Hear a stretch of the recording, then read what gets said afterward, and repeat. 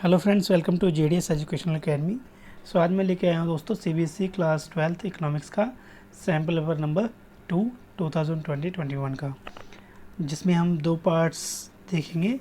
Part A आपका होगा दोस्तों मैक्रो इकोनॉमिक्स का, जिसमें से 40 मार्क्स के क्वेश्चन बनेंगे आपके। एंड पार्ट बी होगा आपका इंडियन इकोनॉमिक डेवलपमेंट का, जिसमें से 40 मार्क्स का क्वेश्चन आपके बनेंगे, यानी टोटल मार्क्स इतने होंगे 80 का। तो हम इस वीडियो को दो पार्ट्स में कवर करेंगे, पार्ट ए मैक्रो इकोनॉमिक्स और part B Indian economic development. So start करते हैं। इससे पहले मैंने आपको sample paper number 1 already cover करवाया हुआ है दो पार्ट में, तो जिन्होंने इस वीडियो को ना देखा हो मैं लिंक डिस्क्रिप्शन बॉक्स में दे दूँगा, आप वहाँ जाके देख सकते हैं। और जो लोग हमारे चैनल पर पहली बार आए हैं दोस्तों, हमारे चैनल को सब्सक्राइब करना ना भूलें, ताकि जिस इसी तरीके से जब भी मैं न्यू सैम्पल पर अपलोड करूँ तो आपके पास नोटिफिकेशन क्या हो जल्द से जल्द पहुँचे और आप इजीली उसे देख पाओ और अपना अच्छा स्कोर आप अपने फाइनल एग्ज़ाम में गेन कर पाओ, है ना। तो चलिए स्टार्ट करते हैं इस सेशन का। सैम्पल पर टू का फर्स्ट पार्ट मैक्रो इकोनॉमिक्स का होगा आपका first part, part A macro economics. First question है इसमें दोस्तों आपका मैक्रो इकोनॉमिक्स का, which one of the following is not a primary function of money. तो आपको बताना प्राइमरी फंक्शन ऑफ मनी कौन सा नहीं होता मनी का। आपके ऑप्शन से standard of deferred payments, second है measures of the value, medium of exchange, और डी है आपका नन ऑफ दिस। तो आपका करेक्ट आंसर क्या हो जाएगा दोस्तों, प्राइमरी फंक्शन क्या नहीं होता। तो primary function option number A क्या होगा दोस्तों, यहाँ पे करेक्ट होगा। Standards of debit payment primary function of money नहीं होता, बाकी मेजर ऑफ वैल्यू होता है, मीडियम ऑफ एक्सचेंज होता है, ये सारी चीज़ें होती है। सो इसका रीज़न देख लेते हैं, एक्सप्लेनेशन कह सकते हो आप। स्टैंडर्ड ऑफ डेबिट पेमेंट होगा आपका इसका करेक्ट आंसर पहले का। क्यों? क्योंकि ये सारी चीज़ें क्या होती है, ये secondary functions of money includes में आते हैं। तो सेकेंडरी फंक्शन क्या होता है मनी का, आपका money as a store of value and money as a standard of deferred payment. तो ये सेकेंडरी फंक्शंस होता है आपका ये सारा। तो इसलिए आपका प्राइमरी फंक्शंस ऑफ मनी ये नहीं होगा, तो ऑप्शन नंबर ए क्या है यहाँ पे करेक्ट होगा। नेक्स्ट इसी का और करके क्वेश्चन दिया हुआ है, बैंक रेट इज़ फॉर। तो बैंक रेट किसके लिए होते हैं दोस्तों, commercial bank by the government. Second option है commercial bank by the central bank, central bank by the central bank, और central bank by the commercial bank. तो ये कौन करता है दोस्तों आपका, सो ये होता है आपका commercial banks by the central bank. ध्यान रखिएगा, option number B is correct. Next question देखते हैं, क्वेश्चन नंबर सेकंड आपका दिया हुआ है यहाँ पे फिल इन द ब्लैंक्स। कह रहा है if marginal propensity to save is 0.1 and an increase in the national income is ₹500 crore, calculate the increase in the investment. So यहाँ पे आपको क्या करना है, सिंपली आपको क्या करना है दोस्तों, इससे मल्टीप्लाई कर देना है 0.1 को 500 करोड़ से। तो आपका कितना आ जाएगा दोस्तों, आपका 50 करोड़ आ जाएगा। तो आ जाएगा आपका आंसर नंबर 50 करोड़। नेक्स्ट है आपका third question, supply of money refers to the quantity of money. तो एज ऑन 31 मार्च, सेकेंड है आपका as on the point of time, third है आपका ड्यूरिंग अ फिजिकल ईयर, और लास्ट है आपका during any specific period of time. तो यहाँ पे आपका करेक्ट आंसर हो जाएगा as on the any point of time, है ना, कभी भी। Option number B is correct होगा आपका। क्वेश्चन नंबर 4 देखते हैं। क्वेश्चन नंबर 4 है, which one of the following transactions will be recorded in the current account of the balance of payment. तो ये आपका यहाँ पे होगा, ऑप्शन है आपके investment to abroad, borrowing from abroad, increase in foreign exchange reserves, last one is factor income receipt from abroad. तो कौन सा आपका आएगा बैलेंस ऑफ पेमेंट में, तो यहाँ पे आएगा ऑप्शन नंबर आपका 4th is correct, factor income receipt from abroad. Option number D is correct. Next question है क्वेश्चन नंबर 5 देखते हैं। कह रहा है इन सी इक्वल टू में -a + ab फंक्शन दिया हुआ है, जिसमें a क्या कहलाता है, A is called extrinsic A is called intercept, A is called interval और ए इज़ कॉल्ड अल्ट्रासेप्ट। तो आपका यहाँ पर करेक्ट आंसर हो जाएगा दोस्तों, ये क्या होगा आपका, ये होता है ए इज़ कॉल्ड इंटरसेप्ट। ठीक है, ध्यान रखिएगा। क्वेश्चन नंबर 6 है foreign exchange reserve increase if. तो इसका करेक्ट आंसर हो जाएगा कब बढ़ेगा, ऑप्शन नंबर होगा इसका D is correct, exports increase imports remain the same. तब क्या होगा, फॉरेन एक्सचेंज रिजर्व इंक्रीज करेगा आपका। क्वेश्चन नंबर 7 है आपका पैराग्राफ बेस्ड, कह रहा read the following extract and the answer the following given below. Factor income generated during the accounting year with in the domestic territories of a country is called domestic income. Domestic territories includes the territory lying within the political frontiers, including the territorial waters of the country, and also ships and the aircraft operated by the resident of the country across the different part of the world. The domestic territories also include the fishing vessel, oil, natural gases, rigid।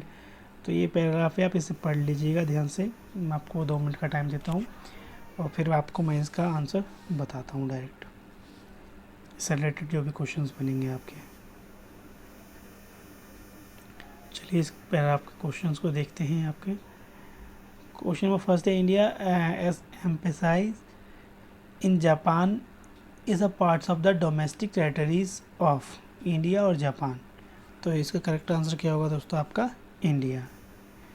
Second वाला है if the Indian fisherman operate their fishing ships in the international waters of the Indian ocean is a part of the domestic territories. तो किसका वो भी होगा आपका India ही। Third है passenger planes operated by the Air India between the China and Japan are a part of the domestic territory of India और China. तो वो भी क्या होगा दोस्तों, आपका इंडिया का ही पार्ट होगा। लास्ट है the embassy of the USA in the India is the part of the domestic territory of dash India और यूएसए। तो यहाँ पे होगा इसका आंसर यूएसए इज़ करेक्ट। तो एक पैराग्राफ बेस्ड भी क्वेश्चन आपको देखने को मिलेगा आपके एग्जाम में। नेक्स्ट क्वेश्चन देखते हैं, क्वेश्चन नंबर 8 है explain the concept of final product with the help of example. Question number 8 का आंसर देखते हैं। चलिए क्वेश्चन नंबर 8 का आंसर है the final products refers to those goods and services which are produced और on produced for other consumptions और investment. This final product may be 2 types. तो ये 2 तरीके के हो सकते हैं। पहला होगा आपका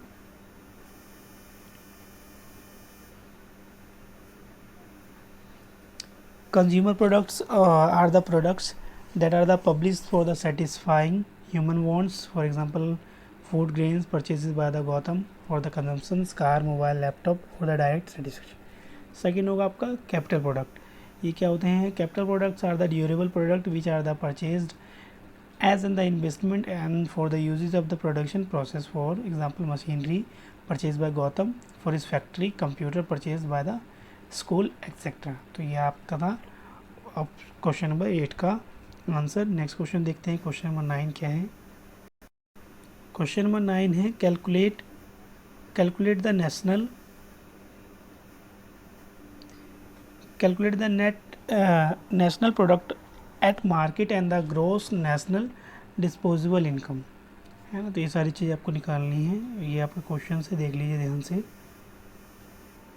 ये आपको दिया हुआ table, consumptions of the fix capital है 40 rupees in Arab, change in stock है -10, नेट इम्पोर्ट है 20, gross domestic fix capital information 100, private consumption से दिया हुआ एक्सपेंडिचर 800, नेट करंट ट्रांसफ़र दिया हुआ आपको 5, गवर्नमेंट फाइनल कंजम्पशन एक्सपेंडिचर दिया हुआ 250, net factor income to abroad 40 दिया हुआ, नेट डायरेक्ट दिया हुआ आपका 130। और उसके अलावा इसमें और क्वेश्चन पूछा हुआ calculate the net national product at a market price from the following data. तो ये डाटा दिया हुआ है क्वेश्चन नंबर वाक के, ये भी देख लीजिएगा। हम दोनों क्वेश्चन के आंसर्स को देखते हैं और इसे सॉल्व करते हैं। तो क्वेश्चन नंबर 9 का आंसर है दोस्तों यहाँ पे gross domestic product at a market price क्या होता है, GDP at market price, MP is market price, equal to होता है private final consumption expenditure plus में government final consumptions. Expenditure plus होता है gross domestic capital formation, that is gross domestic fixed capital information plus change in stock होता है minus net import होता है। तो इस सारी वैल्यू को प्लस कर दीजिएगा और नेट इम्पोर्ट को क्या कर दीजिएगा, माइनस कर दीजिएगा। सो योर आंसर इज आ जाएगा ग्रॉस डोमेस्टिक प्रोडक्ट यानी जीडीपी। ठीक है। नेट नेशनल प्रोडक्ट और एट अ मार्केट प्राइस क्या होता है, एनएनपी। तो ये होता है आपका GDP minus consumption of fix capital minus net factor income to abroad. तो इन दोनों को माइनस कर दिएगा जीडीपी में से, तो आपका क्या आ जाएगा, एनएनपी। नेक्स्ट क्वेश्चन इसी में था आपका ग्रॉस नेशनल डिस्पोजेबल इनकम क्या होता है आपका, जीडीपी में से अगर net factor income to abroad minus कर दोगे और माइनस करोगे net current transfer to the rest of the worlds, so you can get gross national disposable income. तो ये था आपका क्वेश्चन नंबर 9 का फर्स्ट पार्ट। इसी का सेकंड पार्ट दिया हुआ था आपका दोस्तों, उसमें निकालना था पहले आपको net national product at a market price, NNP. तो आपको पता ही है क्या होगा, consumptions of the employ plus operating surplus plus mix income plus indirect tax में से क्या करोगे, सब्सिडीज माइनस करोगे minus net factor income to abroad. तो ये सारे वैल्यूज़ को पुट करोगे और आपका आंसर क्या आ जाएगा, 2280 crore. So to get net national product we add net income from abroad to the formula also। सो ये था आपका क्वेश्चन नंबर 10 का न्यूमेरिकल पार्ट। नेक्स्ट क्वेश्चन देखते हैं क्वेश्चन नंबर 10 क्या। क्वेश्चन नंबर 10 है दोस्तों आपका, what happens if A D equal to में sorry greater than A S prior to the full employment level of output. तो बताना है आपको ए डी जब अगर ग्रेटर देन हो जाए ए एस से तो full employment level of output क्या होगा, वहाँ पे क्या होगा उस कंडीशन में। तो देखते हैं क्वेश्चन नंबर 10 का आंसर। सो क्वेश्चन नंबर 10 का आंसर है दोस्तों, there will be the under employment equilibrium हो जाएगा according to the Keynes. Equilibrium is mere interpretations of A D and A S full employment may और may not be there. So वहाँ पे हो भी सकता है और नहीं भी हो सकता है। और नेक्स्ट है आपका इसका reason, under employment equilibrium refers to the situation when AD is equal to AS but resources are not fully utilized। और लास्ट है आपका it occurs prior to the full employment level। तो ये इसके रीज़न हो जाएंगे, ध्यान रखिएगा। ये सारे क्वेश्चन दोस्तों क्या है, मोस्ट इंपॉर्टेंट है। नेक्स्ट क्वेश्चन देखते हैं क्वेश्चन नंबर 11। क्वेश्चन नंबर 11 है आपका यहाँ पे, explain any two functions of central bank. और इसी में ऑप्शन दिया हुआ है आपको, जिसमें बताना है explain the standards of deferred payment क्या होता है, फंक्शंस ऑफ मनी क्या होती है, and how has it solves the two the related problem created by the barter. तो ये भी देखते हैं क्वेश्चन नंबर 11 का। सो आपका है स्टैंडर्ड ऑफ डेफर्ड पेमेंट क्या होता है दोस्तों, deferred payments are postponed payment to be made in future, जिसे हम बाद में करते हैं, फ्यूचर में करते हैं। Such payments arises on the account of borrowing and the lending activities. When we take a loan from somebody, we not only pay the principal amount but also the interest amount. Under the water system of exchange, it was very difficult to take such transactions as money maintain a standard value over a period of time, provided price remains constant. Deferred payments can be easy. It has removed the problem of absence of financial institutions in the water system. It has also removed the problem of trading in the border areas. The related problem created by the water system or exchange was lack of standard deferred payment in the water system. It was difficult to return value in the futures in the term of goods of the same quantity and the quality. Therefore, the future payment regarding the interest and the loan becomes difficult, but money has solved this problem. Loans can be repaid back in the money of interest payment can also be made by the money। so ये था question number 11 का second part. इसके अलावा आपका था bankers, bank क्या होता है, और bankers of the banker to the government क्या होती है। तो ये इसका आंसर देख लीजिएगा और स्क्रीनशॉट लेके आप इसे पढ़ लीजिएगा। मैं यहाँ टाइम आपका बच जाए इसलिए मैं इसे नहीं पढ़ रहा। आप इसको एक बार ध्यान से पढ़ लीजिएगा। बैंकर्स बैंक क्या होता है, बैंकर्स टू द गवर्नमेंट का मतलब क्या होता है। नेक्स्ट क्वेश्चन देखते हैं, क्वेश्चन नंबर 12। क्वेश्चन नंबर 12 है इसमें दोस्तों। 12 का फर्स्ट पार्ट है, differentiate between the concept of demand for the domestic goods and services and the domestic demand for the goods and services. Second है, distinguish between the current account deficit and the current account surplus. So इससे related answer देखते हैं हम। सो 12 का answer दोस्तों आप ये रहा, current account deficit.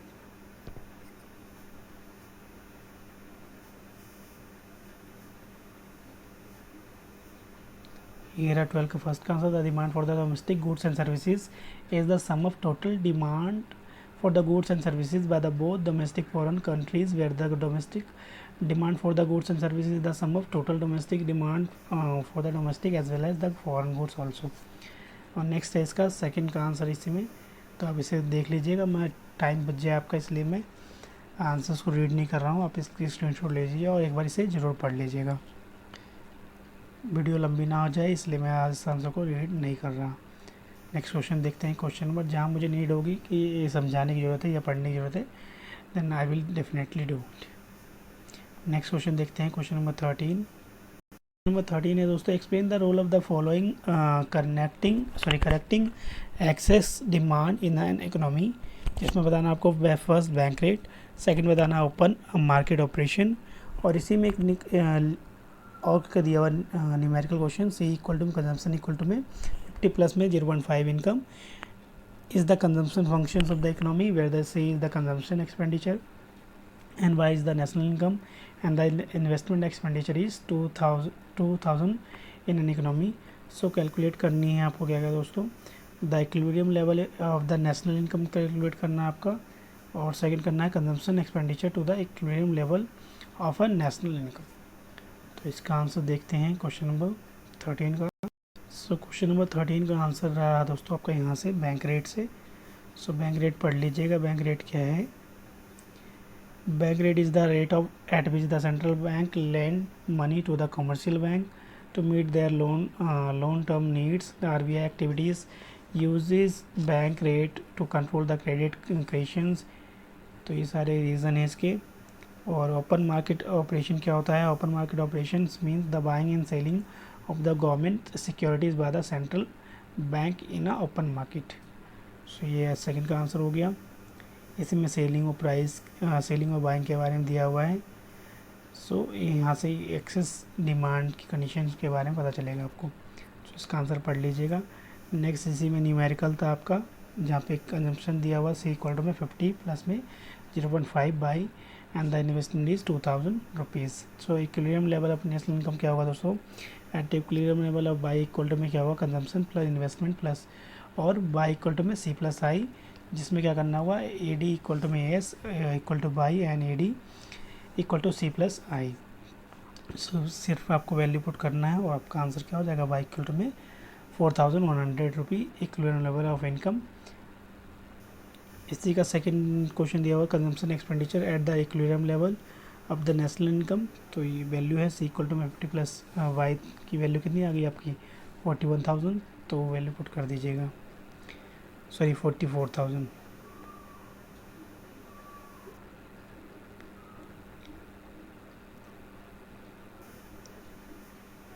Next question देखते हैं, क्वेश्चन नंबर लास्ट है आपका 14। What is the difference between the revenue expenditure and the capital expenditure. Explain how the taxes and the government expenditure can be use to influence the distribution of income in the society. तो ये आपका इस part का last question होगा। B part हम करेंगे next part में। So last question का आंसर देखते हैं। सो ये रहा आपका difference between the revenue expenditure and the capital expenditure are given below. तो आप इसकी स्क्रीनशॉट ले लीजिए और इसे पढ़ लीजिएगा।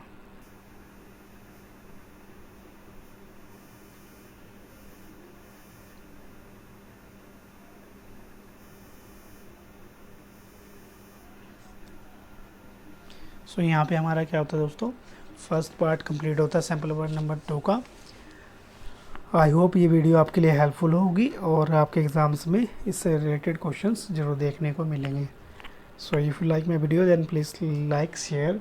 जो लोग हमारे चैनल में पहले बार दोस्तों हमारे चैनल को सब्सक्राइब करना ना भूलें और इस वीडियो को ज़्यादा से ज़्यादा लोगों तक शेयर करें। और आप लोगों की जो भी क्वायरी है 12th क्लास के एग्ज़ाम से रिलेटेड इकोनॉमिक्स से, सो आप उसे कमेंट बॉक्स में ज़रूर लिख सकते हैं। मैं डेफिनेटली आपका रिप्लाई करूँगा। Thank you so much.